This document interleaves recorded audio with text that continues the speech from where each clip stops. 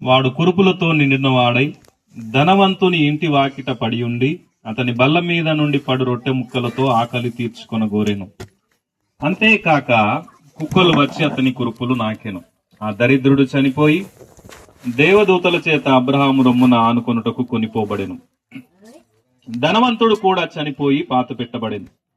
అప్పుడతడు పాతాళంలో బాధపడుచు కన్నులెత్తి దూరం నుండి అబ్రహామును అతని రొమ్మున ఆనుకొని ఉన్న లాజరును చూచి, తండ్రివైన అబ్రహామా, నాయందు కనికరపడి తన వేలి క్రోణను నీటితో ముంచి నా నాలుకను చల్లబరచుటకు లాజరును పంపుము, నేను ఈ అగ్నిజ్వాలలో యాతన పడుచున్నానని కేకలు వేసి చెప్పాను.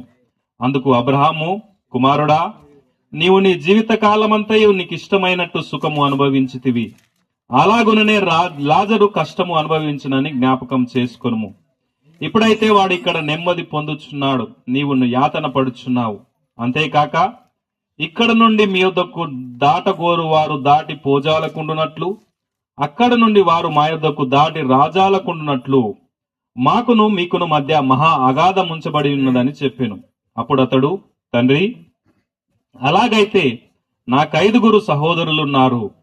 వారును ఈ వేదనకరమైన స్థలమునకు రాకుండా వారికి సాక్ష్యమిచ్చుటకై నా తండ్రి ఇంటి వాని పంపవలనని నిన్ను వేడుకొనుచున్నాను నేను. అందుకు అబ్రాహాము, వారి యొద్ద మోషేయు ప్రవక్తలు ఉన్నారు, వారి మాటలు వినమనాలని అతనితో చెప్పగా, అతడు, తండ్రివైన అబ్రాహామా, అలాగూ అనవద్దు. మృతులలో నుండి ఒకడు వారి యొద్దకు వెళ్లిన ఎడల వాడు మారు మనస్సు పొందునని చెప్పాను. అందుకతడు, మోషేయు ప్రవక్తలు చెప్పిన మాటలు వారు వినని ఎడల మృతులలో నుండి ఒకడు లేచినను వారు నమ్మనని అతనితో చెప్పాను. ఒక మాట ప్రార్థన చేసుకుందాం. కృపగలిగిన దేవ, ఈ సాయంకాల సమయంలో ధనవంతుడు, లాజరు ఈ ఉపమానం ద్వారా మాతో మాట్లాడండి. ఈ లోకంలోనికి మేమేం తీసుకొని రాలేదు, ఏం తీసుకొని వెళ్ళాం ప్రభువా, కానీ రక్షణ పొందుకొని అపరాధములు పాపములు క్షమించబడిన వారుగా నూతన సృష్టిగా ఈ లోకంలో మారి మేము వెళ్ళడానికి సహాయం దయచేయమని, ఈ కుటుంబానికి దీవెనల ఆశీర్వాదాలు అనుగ్రహించమని యేసుక్రీస్తు వారి నామంలో అడిగి పొందుకుంటున్నాం తండ్రి, ఆమేన్. హల్లెలూయా.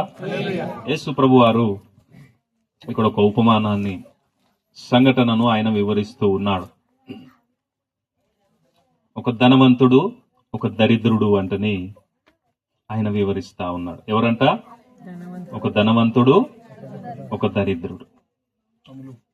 ధనవంతుడు ప్రతి దినము సుఖపడేవాడంట. ఏం చేసేవాడంట? ప్రతి దినము సుఖపడేవాడు. ఈ లోకంలో తనకు ఏది కావాలంటే అది అనుభవించడానికి, తినడానికి, ధరించుకోవడానికి, ఖర్చు పెట్టడానికి చాలినంత ధనము అతని దగ్గర ఉన్నది. హల్లెలూయా. ధనవంతుని దగ్గర సుఖపడడానికి ప్రతి దినము ఏది కావాలంటే, కన్నుకు గోరింది, మనస్సుకు గోరింది, ఏది కావాలంటే అది అనుభవించడానికి, ప్రతిదినము అనుభవించడానికి చాలినంత ఆస్తి అతని దగ్గర ఉన్నది. అదే ఇంటిలో అతని దగ్గర ఇంకొక అతను దరిద్రుడు ఉన్నాడంట. ఎవరున్నారంట? దరిద్రుడు ఉన్నాడు. ఈ దరిద్రుడు అతని బల్ల మీద నుంచి పడు రొట్టె ముక్కలు ఏరుకొని తిని బ్రతికినటువంటి వాడు. ఎట్లా బ్రతికాడు? ఆ ధనవంతుని ఆ టేబుల్ మీద నుంచి తింటుండగా కింద పడిపోతాయి కదా మెతుకులు, అవి తిని బ్రతికినటువంటి వాడు. ఇద్దరు చనిపోయారంట. ఇద్దరు చనిపోయారు. ఈ లాజరేమో అబ్రాహాము రొమ్మున ఉండడానికి తీసుకొని వెళ్ళబడ్డాడు. ధనవంతుడేమో నరకయాతన అనుభవించడానికి, అగ్నిగుండంలో మహావేదన అనుభవించడానికి తీసుకొని వెళ్ళబడ్డాడు. ఇప్పుడు ఒక ప్రశ్న మనల్ని మనం వేసుకుందాం. ఏంటి ఆ ప్రశ్న అంటే, ఈ లోకంలో నీ బ్రతుకు ప్రతిదినము ఏ విధంగా మారాలని మనం ఆశపడుతున్నాం? హల్లెలూయా. ఈ లోక ప్రయాస అంతా కూడా, ఈ లోకంలో ఉన్న మానవాళ్ళంతా కూడా ఏ దేశం పోయినా, ఏ ప్రాంతం పోయినా, ఒకే ఒక్క ఆశ ఏంటంటే, నేను దరిద్రతలో ఉన్నాను, పేదరికంలో ఉన్నాను, కష్టాలలో ఉన్నాను, సమస్యలలో ఉన్నాను, నేను బాగైతే చాలు. ఏంది ఆలోచన? నేను బాగైతే చాలు, 3 పూటల తిండి ఉండి, కట్టుకోవడానికి బట్ట ఉండి, నా పిల్లలు, నా కుటుంబము సమృద్ధి కలిగి జీవిస్తే చాలు అని ప్రతి ఒక్కరు ఈ లోకంలో ఆలోచిస్తూ ఉన్నారు. దానికోసమే ప్రయాస అంతా, కష్టపడుతా ఉన్నారు రాత్రనక పగలనక. అది మంచి ఉద్యోగమా, కష్టతరమైన ఉద్యోగమా అని ఆలోచించుకుంటా మేము బాగుంటే చాలు అని ఎంతగానో కష్టపడుతున్నారు. మరి కష్టపడి ఈ పరిస్థితులను మార్చగలుగుతున్నారా అంటే అందరూ మార్చలేకపోతున్నారు. హల్లెలూయా. అందరు మార్చగలుగుతున్నారా? అందరి వలన కావడం లేదు. ఏ కొద్ది మందో బాగా చదువున్న వాళ్ళు, తెలివితేటలు ఉన్న వాళ్ళు, ఆస్తిపాస్తులు ఉన్నవారు, తాత ముత్తాతలు సంపాదించిన భూములు, జాయిదాతులు ఉన్న వాళ్ళు ఏదో వ్యాపారం చేసో, భూములు అమ్ముకొనో, ఇంకేదో చేసో కొద్ది మంది మాత్రమే వాళ్ళ పేదరికం నుంచి, దరిద్రం నుంచి బయటపడుతున్నారు. మిగతా వాళ్ళందరూ కూడా అదే పేదరికంలో, అదే కష్ట నష్టాలలో చనిపోయేంత వరకు కూడా కష్టపడుతూ, చెమటోడుస్తూ ఎంతగానో కష్టపడతా ఉన్నారు. హల్లెలూయా. యేసు ప్రభు వారు వాళ్ళిద్దరు జీవించిన జీవితాన్ని గురించి మాట్లాడిన తర్వాత వాళ్ళిద్దరు కూడా చనిపోయారంట. ఏమైపోయింది? ఇద్దరు కూడా ఈ లోకాన్ని వదిలిపెట్టి వెళ్ళిపోయారు. ఒక వ్యక్తి ఏమో భయంకరమైన అగ్నిగుండంలో ఉన్నాడు, ఇంకొక వ్యక్తి ఏమో అబ్రహాము రొమ్మున పరదైస్సులో, పరలోకంలో అతను ఉంటూ ఉన్నాడు. అక్కడ ఈ ధనవంతుడు అబ్రహాము రొమ్మునున్న లాజరును చూస్తూ అంటున్నాడు, నా తండ్రివైన అబ్రహామా, ఇక్కడ నేను చాలా యాతన పడుతున్నాను, కష్టపడుతున్నాను, దయచేసి ఆ లాజర్ను ఆ చిటికెనేళ్ళు నా నీళ్ళలో ముంచి ఒక్క సుక్క నాలుక మీద అట్లా ఒక చుక్క వేయమను, దయచేసి పంపించు అంటున్నాడు. హల్లెలూయా. భూమి మీద ఎట్లా బ్రతికిండు? ప్రతి దినం సుఖంగా బ్రతికిండు కదా. కానీ చనిపోయిన తర్వాత తన ఆత్మ భయంకరమైన నరకగుండంలో వేదన అనుభవిస్తున్నాడు. పండ్లు కొరుకుటయు వేదన గల స్థలంలోనికి వెళ్ళి అబ్రహాము రొమ్ములో ఉన్నటువంటి లాజరును చూస్తూ దయచేసి అతన్ని పంపి అయ్యా అంటున్నాడు. అప్పుడు అబ్రహాం ఏమంటున్నాడు అంటే, అయ్యా మేము అక్కడికి రాలేము, మీరు ఇక్కడికి రాలేము.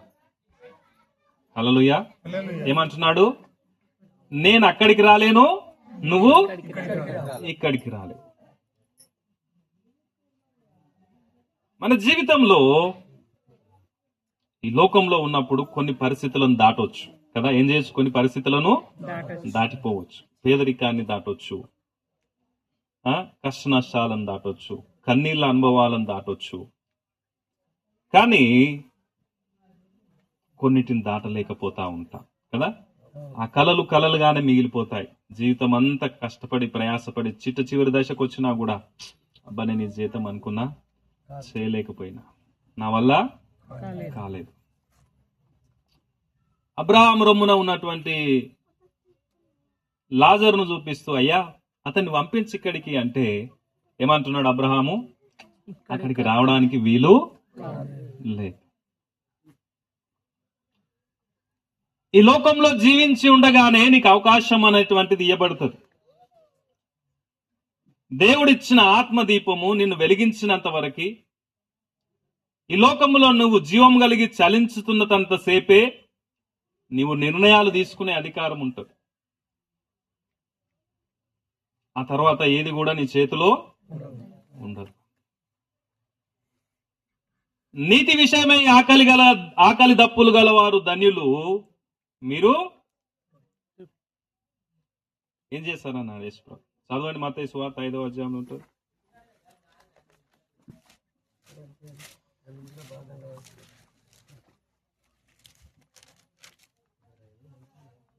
నీతి కొరకు ఆకలి దప్పులు గలవారు ధన్యులు.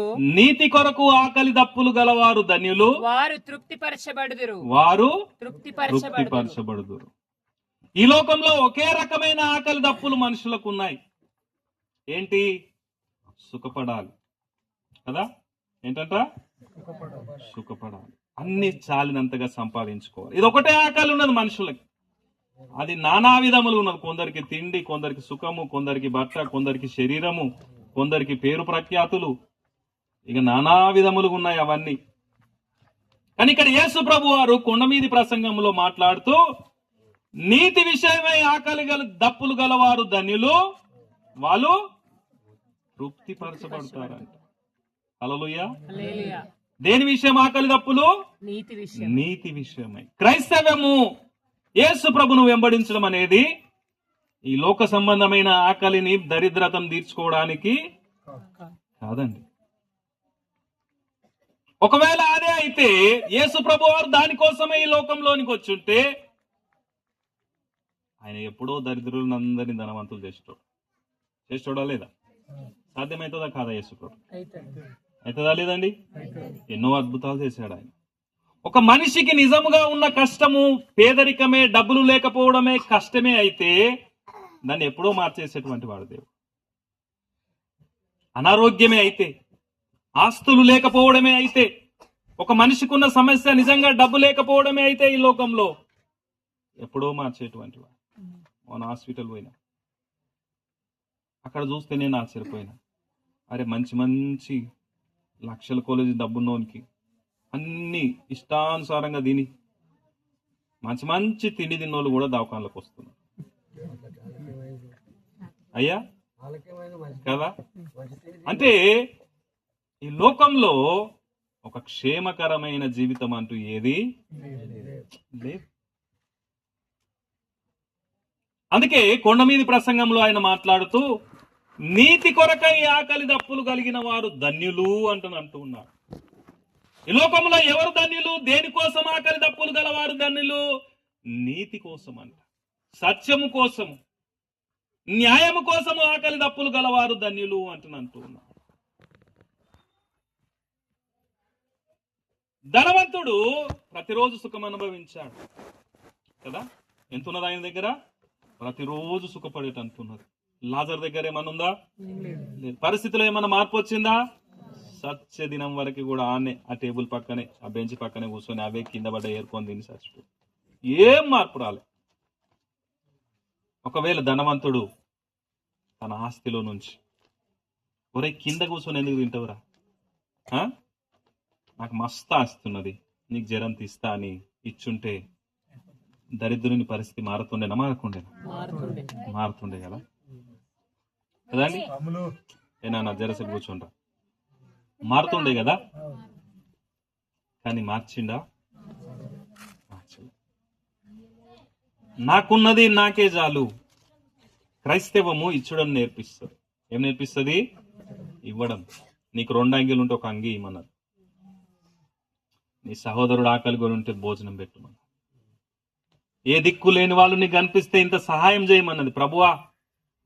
యేసు ప్రభు అంటాడు, నాకు బట్టలు లేకుండే మీరు బట్టలు ఇచ్చిర్రు, నాకు ఆకలి అయినుండే మీకు నాకు ఆహారం పెట్టిర్రు, నాకు దాహమైంది దాహం ఇచ్చిర్రు, మీ ఇంటిలోనికి రానిచ్చిర్రు, నాకు ఇంత నీడనిచ్చిర్రు. అంటే వీళ్ళు అన్నారు, అయ్యా నువ్వెప్పుడు ఆకలి ఉండడం మేము చూడలేదయ్యా, నువ్వెప్పుడు దప్పితోటి ఉండడం చూడలేదు. అంటే యేసు ప్రభు అన్నారు, మిక్కిలి అల్పులైన ఈ నా సహోదరులలో ఒకరికి చేశారు కాబట్టి నాకు చేసినట్టు. హల్లెలూయా. నీ సహోదరులు నీ ఎరుగు పొరుగు వారు కులము మతం అక్కర్లేదండి. యేసు ప్రభు కుల మతం గురించి మాట్లాడలేడు. ఆయన మంచి సమరయుడు, దారిన పోతా ఉన్నాడు. ఆయన పడిపోయిన వారిని దొంగలు కొట్టి కొన ప్రాణంతో వదిలేసిన వారిని వీడు నా కులమా, నా మతమా, నా ప్రాంతమా, నా దేవుని దగ్గరకు వస్తున్నాడా లేదా ఏం ఆలోచించలేదు. అతన్ని తీసుకొని తన గాడిద మీద నెక్కించుకొని ఆడికి ఉండబోయినంట పూట కూల వారిని ఇంటికి దొరికిపోయాడు. పూట కూల వాళ్ళంటే తిండి పెట్టి వైద్యం దొరికేటువంటి స్థలం. హల్లెలూయా. నీతి విషయమై ఆకలి దప్పులు ఉండాలి. ఇతరులకు మేలు చేయాలనే ఆకలి దప్పులు ఉండాలి. ఇతరులకు సహాయం చేయాలనే ఆకలి దప్పులు ఉండాలి.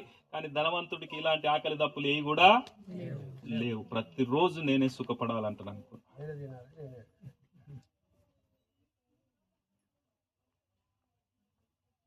దరిద్రుడుగానే చనిపోయాడు. కానీ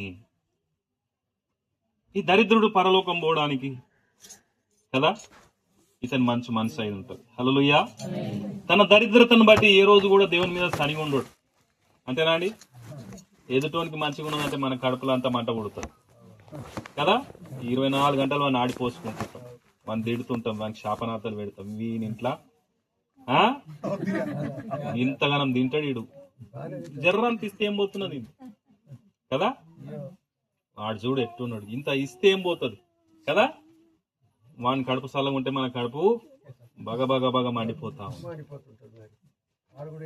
కానీ లాజరు తన స్థితిని బట్టి ఎవరిని కూడా తిట్టలేదు. హల్లెలూయా.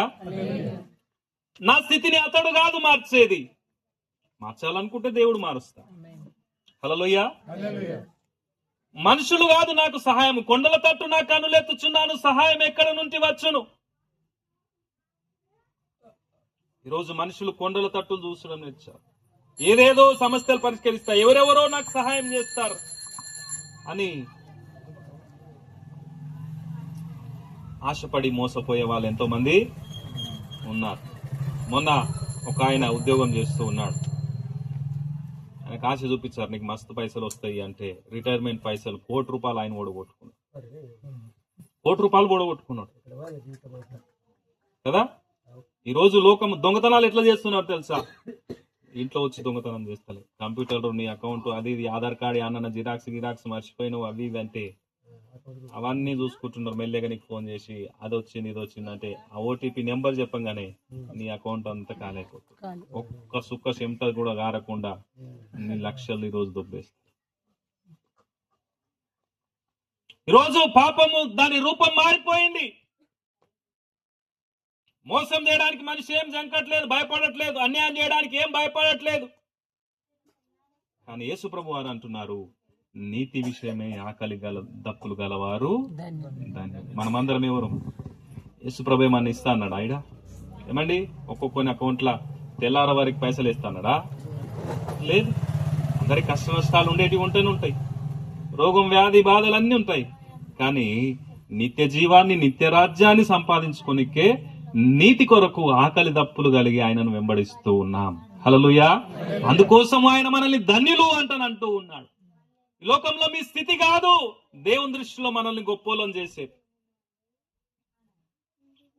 దావీదు మహారాజు 2 మాటలు చదువుకొని మనం ముగించుకుందాం. దావీదు అంటున్నాడు 86వ కీర్తనలో మొదటి నుంచి దయచేసి చదవండి. యెహోవా నేను దీనుడను దరిద్రుడను చెవియొగ్గి నాకు ఉత్తరము ఇమ్ము. ఎవరు అంటున్నారు ఈ మాట? దావీదు మహారాజు అంటున్నారు. ఆయనకు బంగారం లెక్క పెడితే దేవుని మందిరానికి ఇచ్చిన బంగారం ఒకసారి లెక్క చెప్పిన కదా, కొన్ని లక్షల తులాలు కిలోలు.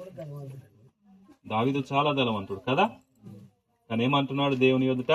నేను దీనుడను దరిద్రుడను చెవియొగ్గి నాకు ఉత్తరం ఇమ్ము అంటున్నాడు. ఇంకేమంటున్నాడు? నేను నీ భక్తుడను నా ప్రాణము కాపాడుము. హల్లెలూయా. ఈరోజు మనిషి ఏం కాపాడుకునికే ప్రయత్నం చేస్తున్నాడు? ఆస్తిపాస్తులు. మా తాత ఎంత ఇచ్చిండు, పేపర్ రాడున్నాయి, ఏడ దాపెట్టారు, ఈ ఇల్లు నాకు వస్తుందా మా తమ్మునికి పోతుందా? ఏమండి ఈరోజు అంతా దేని మీద ఉన్నది? ఆస్తి మీద ఉన్నది. ప్రాణం విషయం మర్చిపోయారు ఈరోజు. ఇహ సంబంధమైన వాటి మీదనే మనస్సున్నది. కానీ దావీదు మహారాజు ఎంతో ధనవంతుడైనప్పటికీ ఏమడుగుతున్నాడు దేవుణ్ణి? నా ప్రాణము అదేంటయ్యా, నీ ప్రాణాన్ని నీ ధనము కాపాడదా, నీ రాజరికం కాపాడదా? కాపాడలేవు. హల్లెలూయా. ఉగ్రత దినమందు ఆస్తి అక్కరకు రాదు. ఈ ధనము దేవుడి నుంచి, ఆయన శిక్ష నుంచి నిన్ను తప్పించజాలదు. హల్లెలూయా. 51వ కీర్తనలు అంటాడు, దయచేసి చదవండి. కీర్తనలు 51 అంటాడు. దేవా దేవా నీ కృప చొప్పున నన్ను కరుణింపుము. నీ కృప చొప్పున నన్ను కరుణింపుము. నీ వాత్సల్య బాహుల్యము చొప్పున నీ వాత్సల్య బాహుల్యము చొప్పున నా అతిక్రములను తుడిచివేయము. నా అతిక్రమములను తుడిచివేయము. నా దోషము పోవునట్లు నా దోషము పోవునట్లు బాగుగా కడుగుము. నన్ను బాగుగా కడుగుము. నా పాపము పోవునట్లు నా పాపము పోవునట్లు నన్ను పవిత్రపరచుము. నన్ను పవిత్రపరచుము. నా అతిక్రమములు నాకు తెలిసే ఉన్నవి. నా పాపం ఎల్లప్పుడు నా ఎదుటనున్నది. నీకే విరోధంగా పాపం చేశానంట. దావీదు మహారాజు దేవుని ఎదుట, అయ్యా నీ కృప చొప్పున కరుణించుము అంటూ ఉన్నాడు. హల్లెలూయా. ఆయన దయ ఆయుష్కాలమంతయు నిలుచును. కీర్తన 35. 5 నిమిషాల పాట వస్తుంది. హల్లెలూయా. దావీదు మహారాజు ఏమడుగుతున్నాడు? అయ్యా నాకు ఒక స్థితి ఉన్నది. ఏంటది? ఏం స్థితి అది? చదవండి 51వ కీర్తనల. దేవా నీ కృప చొప్పున నన్ను కరుణింపుము. నీ కృప చొప్పున నన్ను కరుణింపుము. నీ వాత్సల్య బాహుల్యము చొప్పున. ఇక్కడ ఏమంటున్నాడు? నా అతిక్రమములను తుడిచివేయము. నా దోషము పోవునట్లు నన్ను బాగుగా కడుగుము. ఏం పోవాలంట? దోషము పోవాలి. ఇంకా కింద అంటున్నాడు, నా పాపము పోవునట్లు. ఏం పోవునట్లు? నా పాపము పోవునట్లు నన్ను పవిత్రపరచుము అంటూ అడుగుతున్నాడు. నా దరిద్రత పోవాలి, నా రోగం పోవాలి, నా సమస్య పోవాలి, నా కష్టం పోవాలి అంటూ అడగట్లేదు గాని ఏమడుగుతున్నాడు? నా పాపము పోయేటట్లు నన్ను కడుగయ్యా. నా దోషము పోయేటట్లు నన్ను కడుగు. ఎందుకంటే నీ దృష్టి ఎదుట నేను చెడుతనం చేసి ఉన్నాను. కావున ఆజ్ఞ ఇచ్చినప్పుడు నువ్వు నీతిమంతుడుగా కనపడదువు. తీర్పు తీర్చినప్పుడు నిర్మలుగా కనపడదు. నేను పాపంలో పుట్టిన వాడను, పాపంలోనే నా తల్లి గర్భమును ధరించను. నీవు అంతరంగములో సత్యము కోరుతున్నావు. హల్లెలూయా. ఎక్కడనంట సత్యము? అంతరంగంలో సత్యం కోరుకుంటున్నాడు దేవుడు. నేను అంటున్నాడు ఇంకా, ఆంతర్యమున నాకు జ్ఞానము తెలియజేయుదువు. నేను పవిత్రుడనగునట్లు హిస్సోపుతో నా పాపము పరిహరింపుము. హిమము కంటేను నేను తెల్లగా నుండునట్లు నన్ను కడుగుము నాయన. నేను పాపంలో పుట్టాను, నేను పాపిని. హిస్సోపుతో నా పాపమును పరిహరించుము. హిమము కంటే తెల్లగా ఉండునట్లు నన్ను కడుగుము అంటూ ఉన్నా. మన జీవితంలో మనము చూస్తున్న దరిద్రత వేరు, దేవుడు చూస్తున్న దరిద్రత వేరు. హల్లెలూయా. ఏమండి, ఈ లోకమును మనం ధనవంతులను చూసామనుకో, అయ్యో నేను దరిద్రుడను అంటూ అనుకుంటున్నాం. కానీ దేవుని దృష్టిలో, అంతరంగంలో సత్యము కోరేటువంటి దేవుని విషయంలో నిన్ను నువ్వు ఏ విధంగా చూసుకుంటూ ఉన్నావు? నీతి విషయమై ఆకలి దప్పులు నీకున్నాయా? పాపం చేయకుండా పవిత్రంగా, పరిశుద్ధంగా, దేవుని ప్రేమ కలిగి, క్షమాపణ కలిగి, దేవుని కరుణ కటాక్షం కలిగిన మనస్సును నేను కూడా ఈ లోకంలో కలిగి ఉండి, నా పొరుగు వారిని ప్రేమిస్తూ, దేవుని ప్రేమిస్తూ, నేను శాంతి సమాధానంతో ఈ లోకంలో బ్రతుకుతాను అన్నటువంటి మనస్సు నీకున్నదా? దావీదు మహారాజు అంటున్నాడు, నేను దీనుడను, దరిద్రుడను. ఏ దరిద్రత? డబ్బులు లేకపోవడం కాదు, ధనం లేకపోవడం కాదు, పేరు లేకపోవడం కాదు, మర్యాద గౌరవం లేకపోవడం కాదు. రాజుగా ఉంటూ ఉన్నాడు. ఆయనకు కొదువైనది ఏది కూడా ఈ లోకంలో లేదు. కానీ దేవుని ఎదుట ఏమంటున్నాడు అంటే, అయ్యా నేను దరిద్రుడను. దావీదు నువ్వెందుకు దరిద్రుడవి? రాజా నువ్వెందుకు దరిద్రుడవు అంటే, నా లోపల పాపం ఉన్నది. హల్లెలూయా. నేను ఒక పాపిని, దేవుని ఆజ్ఞలు అతిక్రమించాను. నరహత్య చేయొద్దన్నాడు, వ్యభిచరించొద్దన్నాడు, దొంగతనం చేయొద్దన్నాడు, నీ పొరుగు అంది ఏది తీసుకోవద్దన్నాడు. ఈ ఆజ్ఞలను నేను అతిక్రమించాను. కాబట్టి నా దేవుని దృష్టికి నేనేమైపోయాను? దరిద్రుడనైపోయాను. పాపం చేయడం ద్వారా నా దేవునికి నేను దూరం అయిపోయాను. ఆ దేవుని దృష్టిలో ఏమి లేనివాడుగా, పరిశుద్ధత, పవిత్రత, నీతి, న్యాయం లేనివాడుగా మారిపోయాను నేను. కాబట్టి నేను దరిద్రుడనయ్యానయ్యా, దయచేసి నన్ను కడుగుము అంటూ ఉన్నాను. హల్లెలూయా. ఈ దినము మన జీవితంలో పోవాల్సిన దరిద్రత ఏంటో తెలుసా? నీ పాపము అనేటువంటి దరిద్రత పోవాలి. హల్లెలూయా. నీ పాపము అనే దరిద్రత పోవాలి. ఈ దరిద్రం ఉంటే, ఈ పాపము అనే దరిద్రం ఉంటే ఏమైతో తెలుసా? ఈ లోకంలో నువ్వు ధనవంతుని వలె ప్రతిరోజు సుఖంగా బతుకుతుండొచ్చు. కానీ ఒక దినము మరణించిన తర్వాత ఈ పాప దరిద్రత అనేటువంటిది ఏదైతే ఉందో ఇది నేను నరకానికి ఎక్కడికి తీసుకెళ్తుంది? నరకానికి తీసుకెళ్తుంది. ఏ భేదం లేదు, అందరం పాపం చేశారు. యేసు ప్రభు వారు ఎందుకు వచ్చారు ఈ లోకంలోనికి అంటే నీ కులం మారవడానికి, నీ మతం మారవడానికి రాలేదు ఆయన. వాటితోటి అవసరం లేదు ఆయనకి. నీ స్థితిని మార్చడానికి వచ్చారు. ఎక్కడ? భూలోకంలో పాపి అనేటువంటి నీ స్థితిని పరిశుద్ధుడుగా మార్చడానికి వచ్చా, పవిత్రుడుగా మార్చడానికి వచ్చా. ఏ పరిస్థితులలో నువ్వు ఎంత దరిద్రంగా ఈ లోకంలో బ్రతికి చనిపోయినా ఆయన నిత్య రాజ్యంలో యుగ యుగాలు ఉండేలాగున నిన్ను తీసుకెళ్లడానికి ఆయన వచ్చా. హల్లెలూయా. యేసు ప్రభు గురించి రాయబడిన ఒక మాట చెప్పి నేను ముగిస్తాను. ఆయన ధనవంతుడయ్యుండు, ఆ ధనము చేత, ఆ ఐశ్వర్యం చేత మనము ధనవంతులం కావాలని మన కోసం ఆయన దరిద్రుడయ్యిండంట. హల్లెలూయా. యేసు ప్రభువు ఆయన ధనవంతుడయ్యుండి ఆ ఐశ్వర్యము చేత మనము ధనవంతులము కావాలని మన కోసం ఆయన దరిద్రుడయ్యిండంట. ఎవరి కోసము? మన కోసం. మరి దేవుని ఐశ్వర్యం ఏమిటిది? పరలోక రాజ్యం. హల్లెలూయా. నిత్యరాజ్యము, మోక్షరాజ్యము, కన్నీరు లేని, దుఃఖము లేని, ఏడ్పు లేని, వేదన లేని, శాపము లేని, పాపము లేని రాజ్యం ఆయనది. ఆ ఐశ్వర్యముని కలగజేయాలని ఆయన నీ కోసము దరిద్రుడుగా మారిపోయాడు. ఎంత దరిద్రుడుగా మారిపోయాడు అంటే ఏమి లేనివాడిగా మారిపోయాడు.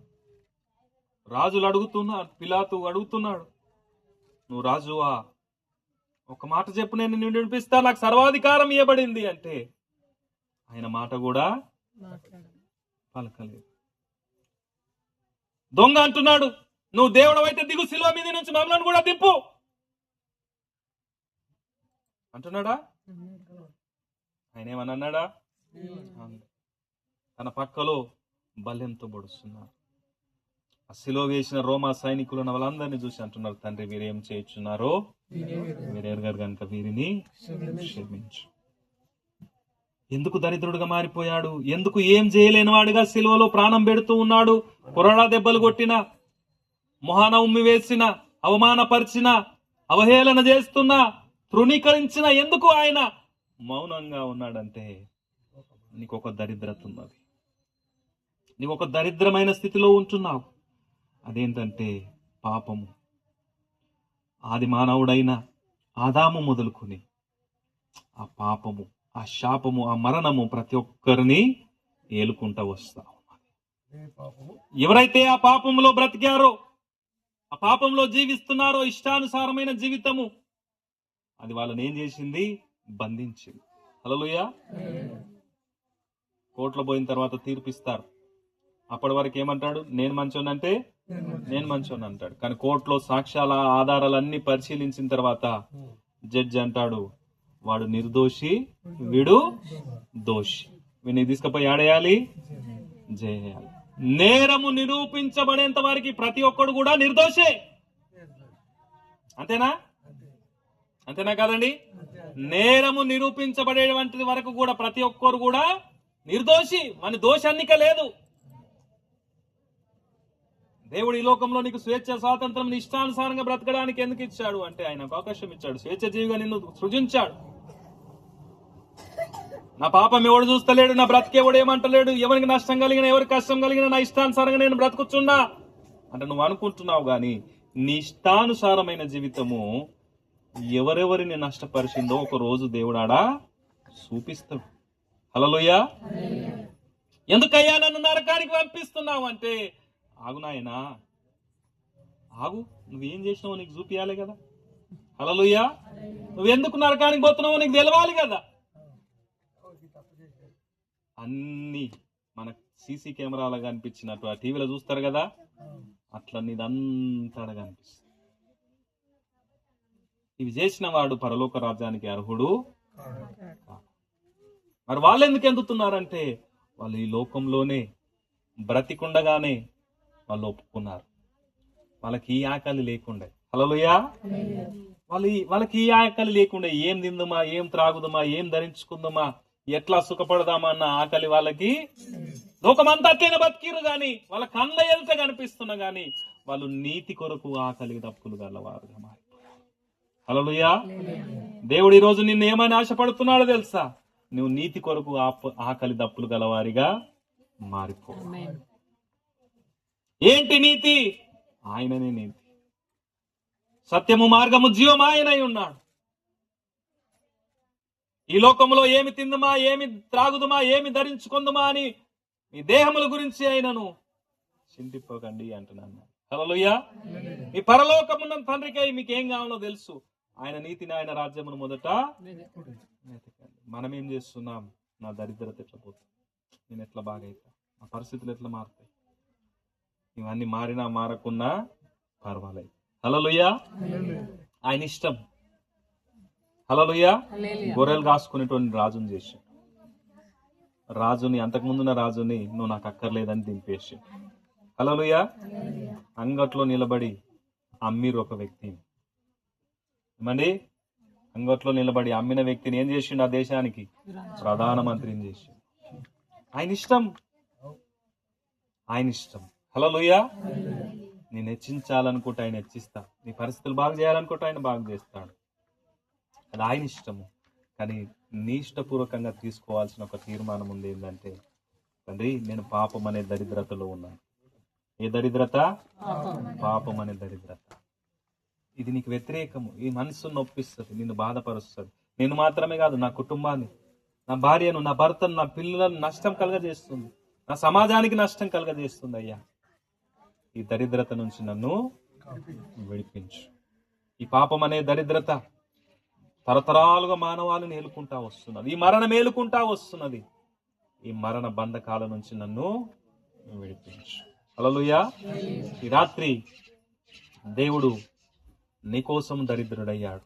ఎందుకంటే నువ్వు ఆ పరలోకపు ధనాన్ని, భాగ్యాన్ని అనుభవించాలి. అయ్యా, నేను అది అనుభవించాలంటే ఏం చేయాలంటే ఏం చేయాల్సిన అవసరం లేదు.